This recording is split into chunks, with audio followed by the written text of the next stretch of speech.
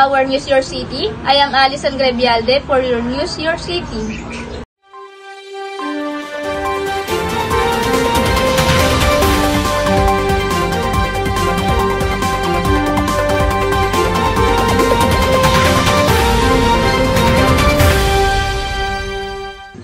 The price ceiling will become effective immediately after it is published in the official gazette or in a newspaper. Agriculture and Department of Trade and Industry under Executive Order Number 39 issued after the central meeting of Malacanang, the maximum price of regular milled rice is set up to 41 pesos per kilo and up to 45 pesos per kilo for well-milled rice.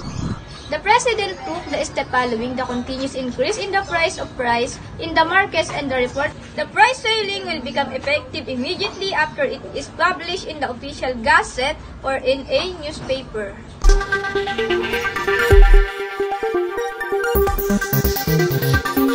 I am Pauline Sacabon. The Typhoon Egay with this extreme strength is the strength of waving strong winds and raining other flakes. Let's find out events in our News City with Jessamay Baldosa. Alam mo itong Ana ay nasa dulong bahagi ng mainland Cagayan? Kaya naman ito yung mga inaasahang pinakamalapit sa sentro ng bagyo. Oras na dumaan ito, kanina pa nga tanghali, tama ka po, ay hinahambalas na tayo ng mga malakas na hangin at ulan. Kaya naman, yung mga lokal na pamalaan ay papakampante sa pilitan na nga pinalikas yung kanilang mga resident particularen. Yung mga ginabahang lugar at lalong-lalo na Miss Pauline, yung mga nakatira malapit sa dagat dahil nasa seryosong banta ng storm surge.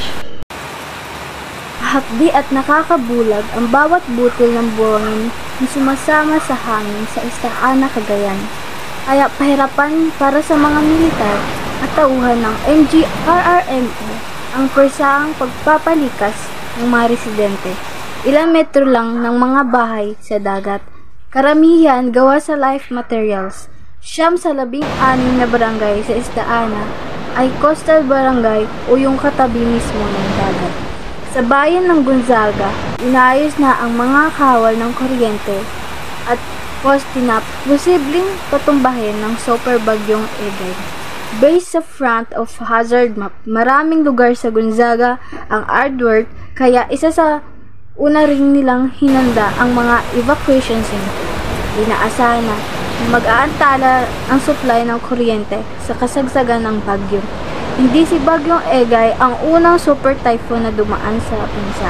Kaya umaasa ang mga opisyal na gagamitin ng mga residente ang aral na iniwan ng nagdaan sa kuna para makaiwas sa matinding pinsala.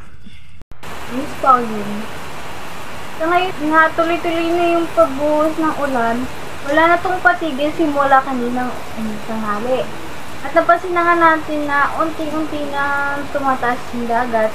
Signal number 4 ngayon dito sa northern portion of Cagayan, habang signal number 5 naman sa eastern portion of Babuyin at Gulf Island, particular na Comiquens Land. Napakalakas na signal number 4 at signal number 5, kaya labis na mag-iingat talaga. Yung kinakailangan ay nandiyan talaga yung kahalagaan ng pag-evacuate ng mga residente. Inaasahan na magtagal ng mga evacuations sa mga evacuation center ng ilang pang araw. Depende yun sa maging epekto ng Super Typhoon Egay at yun na nga ang ating malalaman sa susunod na oras. Magbabalik sa'yo, Miss Pauline.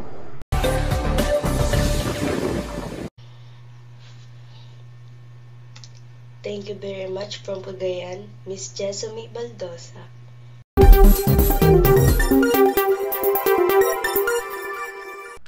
Good afternoon, everyone. I am Jessamay Baldosa. Welcome to our News Your City. The Department of Agriculture is studying the placement of suggested retail price for sugar. In the middle of the price increase, which is said to be due to the supplies. But one group is wondering why the price of it has increased, so that he only get a low price from the farmers. We will know that from Harvey Balaoro. Magandang hapon po. Ako nga pala si John Harvey C. Balaoro, Yours News City. Base sa Administration Sugar de la Torre, Administration SRA, 52 hanggang 60 pesos ang kilo ng puting asukal sa mga palengke ng pagpasok ng taon. Pero ngayon, July 8, tumaas ito ng 90 pesos. Gawa rin ito ng pagnipis ng supply ng asukal ngayon. Yan na rin naman, ay ilang araw na hindi nakapagtinda ng puting asukal. 19 hanggang 95 pesos ang benta niya sa kada kilos na swak at brown sugar. Wala rin siyang stock na refined sugar sa kanilang palengke. Kung magkakaroon naman, mas konti lang daw ang kaniyang kukunin. Sobrang hirap kasi ang dami nagrereklamo, lalo na yung mga customer. Mahirap po kasi minsan hindi namin patungan ng yung dating presyohan namin maibigay kasi naaawa rin kami sa mga consumer.